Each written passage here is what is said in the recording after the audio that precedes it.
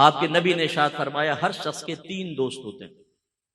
एक की दोस्ती उसकी जिंदगी तक कायम रहती है, जैसे इंसान मरता है उसकी दोस्ती खत्म।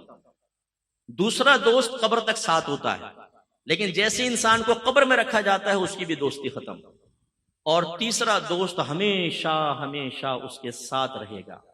फिर वजाहत करते हुए इरशाद फरमाया, पहला दोस्त इंसान का माल है, जैसी मौत आई माल गया। और ये याद रखिएगा, जितना माल छोड़कर मरेंगे मौत उतनी दर्दनाक होगी। आपकी लैंड क्रूजर इधर, जूते, मोजे, कपड़े, बड़ा महल, जितना आदमी माल छोड़ के मरता है उतनी तकलीफ ज्यादा। आपके पास 40,000 का मोबाइल है, कोई स्नैच करके ले जाए तो दुख होगा ना, लेकिन 1 लाख का हो तो, और अगर 5 लाख का ब्रीफकेस छीन कर भाग जाए तो, और अगर आपकी दुकान में 2 करोड़ की डकैती करके चले जाएं तो, जितना ज्यादा माल छीनता है उतनी अजियत और तकलीफ ज्यादा होती है, जो अभी हमें नहीं पता चल रही है, मौत के वक्त होगी। लेकिन हम उस माल के लिए जिसको हम छोड़कर जाएंगे तो औलाद बाद औक़ात नाफरमानी में खर्च करके हमारे लिए गुनाह जारिया करती रहेगी, क्योंकि तरबियत तो होती नहीं, और छोड़कर ही जाना है। उसके लिए चाहे झूठ बोलना पड़े, फ्रॉड करना पड़े, वरासतें दबानी पड़े, रिश्वतें लेनी पड़े, धोखा देना पड़े, हत्ता के कत्ल तक करवाना पड़े, मरवा देते हैं लोगों को पैसे के लिए, लेकिन ये माल हासिल हो जाए। जैसी मौत का झटका आएगा, गए हजरत। सेठ जी को फिक्र थी, 1-1 के 10-10 कीजिए, मौत आ पहुंची के साहिब जान वापस कीजिए। बनी इस्राइल के एक बड़े बहुत सेठ आदमी था, उसने बड़ा महल बनाया, बड़ा माल जमा किया, तख्त के ऊपर पांव रखकर सोचने लगा कि अब तो मेरी 7 नस्लें भी बैठ के खाती रहे तो कमाने की जरूरत, इतना माल जमा कर लिया। अचानक महल का दरवाजा बजा। इसने खादिम से कहा, जाकर देखो कौन जाहिलाना तरीके से बजा रहा है। वो गए तो देखा पूरे फटे पुराने हाल में फकीर खड़ा है। उन्होंने कहा, क्या बात है? कहा, अपने मालिक को मेरे पास बुलाओ। कहा कि तेरा दिमाग खराब है, हमारा मालिक तेरे पास आएगा, भाग यहां से। अंदर गए, मालिक ने पूछा कौन था? ये हुजूर एक फकीर था, आपको वहां बुला रहा था। मैं, मुझे? तुमने मजा नहीं चखाया उसको? फिर दरवाजा जोर से बजा, खादिम भाग कर गए। कहने लगे, भाई तो क्यों नौकरी से निकलवाएगा हमें, क्या चाहता है? उसने कहा, अपने मालिक से कहो मैं मलकुल मौत अलैहिस्सलाम हूं, उसकी रूह कब्ज करने के लिए आया। ओ खादिम कांप गए अंदर। वो आका ने देखा, बोला क्या हुआ, तुम्हारी हालत खराब क्यों? कहा, हुजूर बाहर तो मलकुल मौत अलैहिस्सलाम आपको लेने आए। वो भी कांप गया, कहने लगा, उनसे कहो किसी और को ले जाए मेरी जगह। मलकुल मौत अलैहिस्सलाम अंदर तशरीफ लाए, फरमाया जब मौत का वक्त आता है फिर टलता नहीं है, लेकिन मुझे अल्लाह ने हुक्म दिया है कि मुझे थोड़ी सी तुझे मैं मोहलत दे दूं, तो जो करना चाहता है कर ले। उसने कहा, अच्छा। सारा माल जमा किया और कहा, ए माल, तुझ पे खुदा की लानत हो जाए, तूने मुझे गाफिल रखा और तेरी मशगूलियत में मैं अपने अल्लाह को राजी ना कर सका, तुझ पे लानत हो जाए। उस माल को अल्लाह ने बोलने की ताकत अता फरमाई। उस माल ने कहा, लानत मुझे ना कर, अपने आप को लानत कर। अगर तू मुझे अच्छे अंदाज से कमाकर अल्लाह की रिजा में खर्च करता, मैं तेरे काम आता। तूने गलत तरीके से खर्च किया और जमा किया, तेरा नुकसान है, मेरी वजह से तूने इज्जतें पाई। तू उस वक्त बादशाहों के दरबार में चला जाता था जब दीनदारों को वहां से हटा दिया जाता था। इस माल से तूने ऐश किया है, अपने आप को मलामत कर। और फिर हदीस रिवायत में आता है कि मलकुल मौत अलैहिस्सलाम ने उसकी रूह कब्ज की और वो पहाड़ों के बराबर अपनी दौलत को देखता हुआ मर गया। बेफिक्र रहें, ये अनकरीब ऐलान होगा। मुफ्ती अकमल साहब का इंतकाल हो गया, फुला का इंतकाल सुनते हैं ना हम, आपका मेरा भी मस्जिद के माइक पे ऐलान हो रहा होगा। हमने कौन सा ऐसा आबे हयात खिज़र अलैहिस्सलाम से लेकर पी लिया कि हमें मौत नहीं आएगी, मोहल्ले वाले मर जाएंगे, हम बचेंगे। बहुत जल्द मौत आने वाली है, इसलिए अपना मुहासबा करें, अपना एहतिसाब करें। जो शादीशुदा हैं अपनी लाइफ को शरीयत की तरफ लेकर आए और तकाज़ाए शरीयत को पूरा करें तो नजात होगी। तो सरकार ने इरशाद फरमाया, पहला दोस्त माल, फिर दूसरा जिसके लिए हम कितने गुनाह करते हैं। सरकार ने फरमाया, दूसरा दोस्त रिश्तेदार और दोस्त अहबाब, इनकी दोस्ती कब्र तक रहेगी, लेकिन जैसे ही आपको कब्र में रखा जाएगा, सरकार फरमाते हैं उसकी दोस्ती भी खत्म। हम कितने गुनाह अपने दोस्तों के लिए करते हैं। हम में से बहुत से ऐसे बैठे होंगे जो इस मुरव्वत में कि मेरा दोस्त नाराज होगा, वो हराम और गुनाह कबीरा करते होंगे, लेकिन जब आप मरेंगे ना तो ये दोस्त शायद आपका जनाजा तक नहीं पढ़ेंगे। बुरा नहीं मानिए कि मैं ग्राउंड रियलिटीज पे कलाम करता हूं। जितने आपके दोस्त हैं ना, ऐसी मजाक में पूछेगा, यार जरा जनाजे का तरीका तो बता, और फिर पूछेगा, अच्छा जनाजे की दुआ तो सुना। वो कहेगा कुछ नहीं आता। इसका मतलब ये ऐसा दोस्त है कि आपका जनाजा पड़ा होगा, गैर आपके लिए दुआ कर रहा होगा, गैर आप पर नमाज पढ़ रहा होगा। ये ऐसा दोस्त आपने पाला है जो मरते वक्त आपके लिए दुआ तक नहीं करेगा।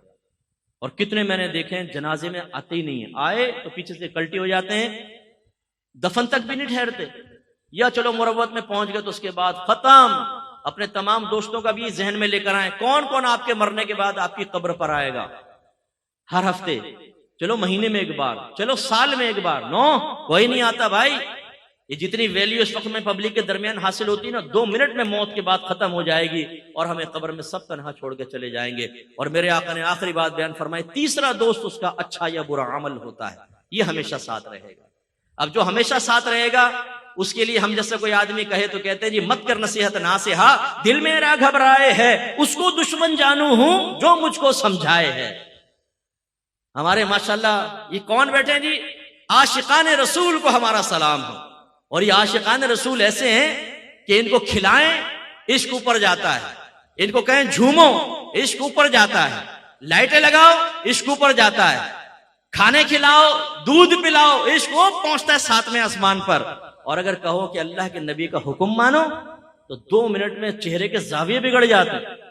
आशिक रसूल, गुलाम रसूल एकदम ऐसा लगता है कि नबी करीम के हुक्म का दुश्मन है, नबी करीम की सुन्नतों को बोझ समझने वाला है। भाई ये कैसा इश्क रसूल है, गुलाम ये रसूल में मौत भी कबूल है। भाई ये नारा लगा, लेकिन गुलाम ये रसूल में दाढ़ी भी कबूल है, ये नारा भी लगा लो। गुलाम ये रसूल में 5 वक्त नमाज बाजमात पढ़ना भी कबूल है, नारा लगाओ। गुलामी रसूल में तमाम गुनाह छोड़ देना भी कबूल है, नारा लगाओ। गुलामी रसूल में सिर्फ इसके हलाल कमाना ये भी कबूल है, नारा लगाओ। गुलामी रसूल में अपने बीवी बच्चों की अच्छी तरबियत करना ये भी कबूल है। हमारे भाई कहते हैं मुफ्ती साहब होला हाथ रखें, होला। हम इतने सख्त जुमले सुनने के आदी नहीं है, हम तो गालियां बकें, नमाजें कदा करें, फ्रॉड करें। हमारे नात खानों को अल्लाह ताला बुलंदी दर्जात अता फरमाए। जब तक ये माशाल्लाह जिंदा हैं किसी को कोई खौफ नहीं हो सकता, नाराज मत होइएगा। आप सब आशिक रसूल हैं, मैदान माशर में हम जाएंगे, सरकार अपने दामन में छुपा के जन्नत में ले जाएंगे। अगरचे नात खानों का मकसद खुदा ना खास्ता, ये नहीं कह रहा हूं कि गफलत होता है, ये इसके रसूल आम करने के लिए आते हैं। लेकिन हम उन शेरों को सुनने के बाद एक गलत फहमी में मुब्तला हो जाते हैं कि मेहनत करो ना करो, खाली नबी करीम के नाम के नारे लगाओ। मैदान माशर में पहुंचेंगे तो फरिश्ते कहेंगे हुजूर आप कहां हैं, जन्नत आपका इंतजार कर रही है। और ये लेफ्ट राइट करता हुआ बेनमाजी, लड़कियों के पीछे भागने वाला, गालियां बकने वाला, हराम कमाने वाला, अपने आप को आशिक रसूल ज़बानी कहने वाला, नबी करीम के हुक्म सुनकर अपने चेहरे के जाविये बिगाड़ने वाला, ये सीधे जन्नत में चले जाएगा। लाइन में कौन लगे होंगे, मुफ्ती साहब हिसाब दे रहे होंगे। मुफ्ती साहब क्या बोला था, क्या कहा था, कहां से कमाया था, सारा हिसाब तो दाढ़ी वाले देंगे, सारा हिसाब तो इमामे वाले देंगे, सारा हिसाब तो नमाजी दे रहे होंगे, हमें तो मिला हुआ सर्टिफिकेट। बस आशिक रसूल कह दो अपने आप को, इंशाल्लाह सीधे जन्नत में जाओगे। भाईजान जन्नत इतनी आसान नहीं है, इतनी आसान नहीं। हमारे नबी करम फरमाते ना, आखिर में करम फरमाते नहीं फरमाते, बोले रहमतुल लिल आलमीन है। अगर हिरनी भी बेचैन हो तो मेरे सरकार बेचैन हो जाते हैं ना। सरकार हमें देख रहे, अकीदा है, चाहे तो अल्लाह की अता से देख सकते हैं, दिल के खतरात तक पर वाकिफ है मेरे आका सल्लल्लाहु अलैहि वसल्लम, अल्लाह की अता से। चाहे तो इस महफिल में तशरीफ ला सकते हैं, इतना करम। लेकिन उस आशिक रसूल से अगर आप ये कहें कि तुम ऐसा करो, अपने घर का दरवाजा बंद करके बीवी बच्चों को कमरे में बंद कर दो और सरकार से फरियाद करो, या रसूलल्लाह करम फरमाया आपका आशिक कमरे में बंद है, कमाएगा नहीं, आप ही खाना देंगे, सब कुछ रहमतुल लिल आलमीन इंशाल्लाह देंगे आपको, यार मरने को ही देंगे। जरा आजमा कर देखे अपने इश्क रसूल को, 2 मिनट में इम्तिहान ना हो जाए तो पता चले हमें। हमने जबानी दावे और नारे कर करके, नारे लगा लगा कर अपने आप को भी धोखे में मुब्तला किया हुआ है और अपनी आने वाली नस्लों को यह पैगाम दे रहे हैं कि जिस चीज से नबियों की जिंदगी खाली है, सहाबा की जिंदगी खाली है, असहाबे रसूल की जिंदगी खाली है, औलिया किराम की जिंदगी खाली है, वो तुम इख्तियार करो। और वो क्या है, गुनाह खूब करो, लेकिन बस कहते रहो गुलाम ये रसूल में मौत भी कबूल है, हम रसूलुल्लाह के, जन्नत रसूलुल्लाह की। बस सरकार करम फरमा देंगे।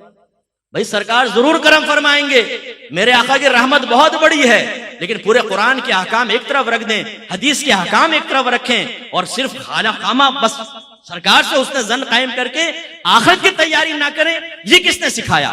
तो फिर वही मैंने आपको इम्तिहान में डाला है। जब आखिरत की तैयारी के सिलसिले में आपको नबी पर इतना भरोसा है, मेरे सरकार बख्शवा लेंगे, तो फिर सरकार दुनिया में भी आपको देने पर कुदरत रखते हैं। छोड़ दीजिए कारोबार, छोड़ दीजिए नौकरी, बंद कर दें सब, सिद्दीक अकबर रज़ी अल्लाह तआला अन्हु की तरह सब अल्लाह की राह में उड़ा दें और एक बंद कमरे में बैठे देखें सरकार करम फरमाएंगे।